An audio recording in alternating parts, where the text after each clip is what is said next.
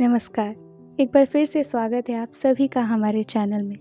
हम सुन रहे हैं डॉक्टर अशोक शर्मा जी द्वारा लिखित सीता के जाने के बाद राम, भाग 8, मयतनाएं। रात्रि को लगभग 1 पहर बीत चुका था। अंधकार गहरा चुका था और लगभग सारी लंका सो रही थी, किंतु मंदोदरी की आंखों में नींद नहीं थी। वह शैया पर करवटें बदलते बदलते थक गई तो उठकर बैठ गई। मंदोदरी मेरे बारे में ही सोच रही थी, सीता ने राम को बताया। बेचारी सीता, मंदोदरी ने सोचा। पता नहीं क्या कर रही होगी। पास ही एक दासी सो रही थी। मंदोदरी धीरे से उसके पास गई, उसका कंधा पकड़कर हिलाया और बहुत धीमे स्वर में आवाज दी, शर्मा। शर्मा उसका नाम था। वह चौंक कर उठ गई।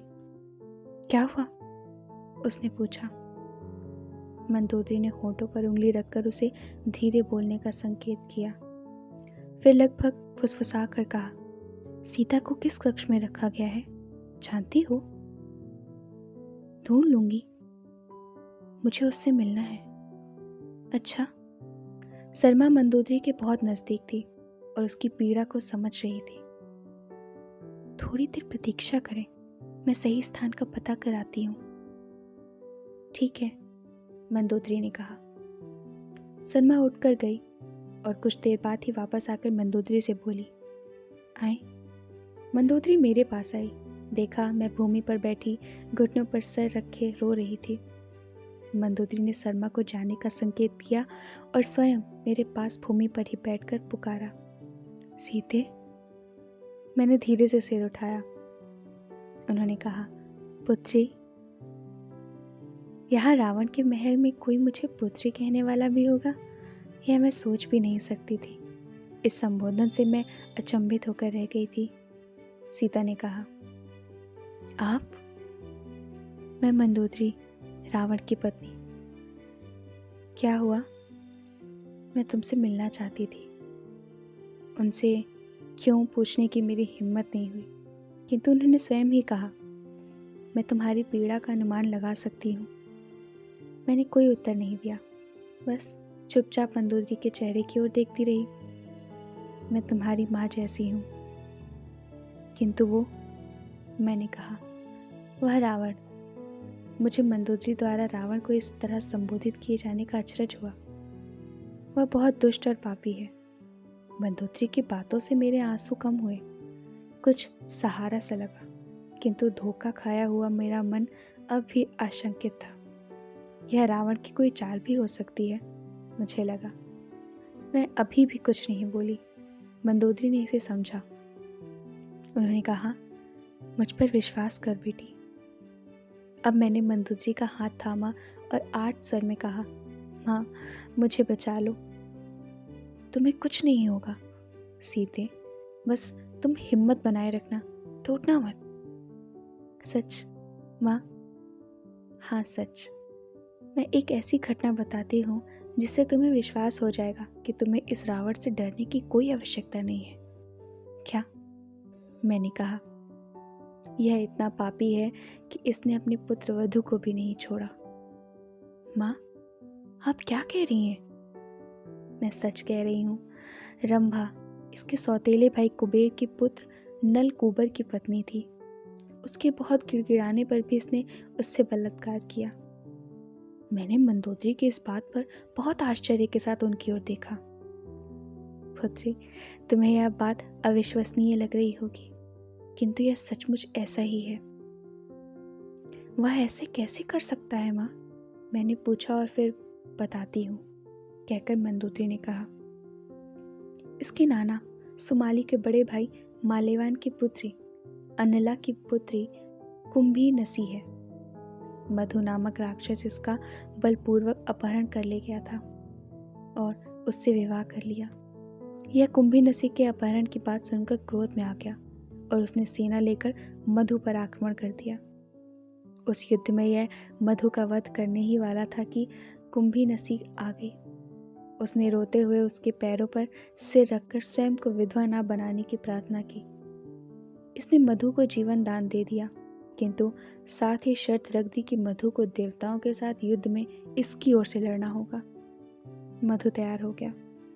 इसके बाद इसने कुबेर, जो कि इसका सौतेला भाई भी था और उसके लिए लंका का राज छोड़कर कैलाश पर्वत पर जाकर रहने लगा था, पर आक्रमण कर दिया और उसे हारने के बाद विजय के मद में चूर इसने कुबेर के पुत्र नलकूबर की पत्नी रंभा को पकड़ लिया और उसे प्रताड़ित करते हुए उसके साथ बलात्कार किया। मंदोदरी की इस बात से मुझे लगा जैसे मैंने कोई विभत्स दृश्य देख लिया हो। बड़ी कठिनाई से मैंने कहा, फिर माँ? नलकूबर को जब पता लगा तो वह तिलमिला उठा। उसने इसे ललकारा, वह इसे मारना चाहता था।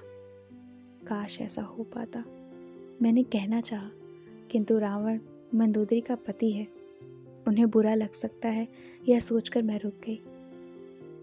फिर क्या उनमें युद्ध हुआ? मैंने पूछा। नहीं, रावण उसके पिता का भाई है, यह सोचकर नलकूबर रुक गया।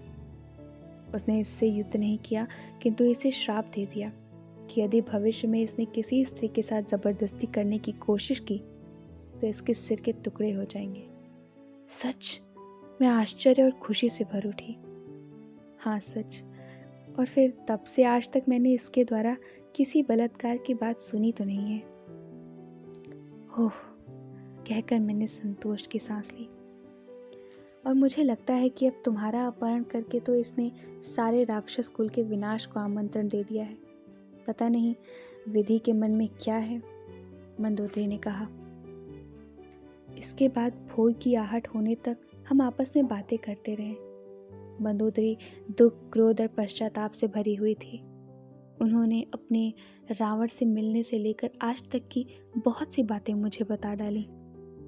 सीता ने राम को बताया, रावण बुद्धिमान किंतु दुर्बुद्धि है, वह घमंड की अति से पीड़ित है, मंदोदरी ने कहा था।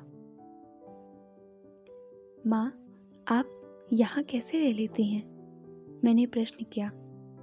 कैसे बताऊं, कहकर मंदोदरी हल्के से हंसी, फिर कहा, जीवन में सामंजस्य तो बिठाना ही पड़ता है। इसके बाद कुछ पलों के लिए मौन रहा। भोर होने वाली है, मैं चलती हूँ, किंतु तुम घबराना मत और धैर्य भी मत खोना। कहते हुए वह जाने के लिए उठ खड़ी हुई, किंतु अचानक जैसे कुछ याद आ गया हो, बोली, बेटी सीते। माँ, मैंने कहा, जब भी राम से मिलना उन्हें मेरा प्रणाम कहना। यदि कभी मुझे उनके दर्शन मिल सके तो मैं धन्य हो जाऊंगी। मुझे पता है वे मात्र मनुष्य नहीं हैं, परमात्मा का अंश हैं। मंदोदरी के इन शब्दों ने मुझे पता नहीं कहाँ पहुँचा दिया था। मेरा रावण की कैद से मुक्त होने का विश्वास, आपके पराक्रम का विश्वास और साथ ही आप में देवत्व की अनुभूति, सभी कुछ मंदोदरी के उन शब्दों में सिमटा हुआ था। मेरे आंसू सूख चुके थे और हृदय में आशा की किरणें पैदा हो चुकी थी। सीता ने बताया, माँ, क्या आप मुझे अपनी चरण रज लेने देंगी? मैंने कहा, बेटी, ऐसा कहकर मुझे पाप में मत डालो। हो सके तो मुझे राम की और अपनी चरण रज लेने का अवसर देना। कहते हुए मंदोदरी ने मेरे सिर पर हाथ फेरा, अपने वस्त्र से मेरे मुख पर आए आंसुओं को साफ किया, स्नेह दिया और फिर, चलती हूँ, देर हुई तो तुमसे मिलने की बात फैल सकती है। कहती हुई वे शीघ्रता से वहाँ से चली गईं।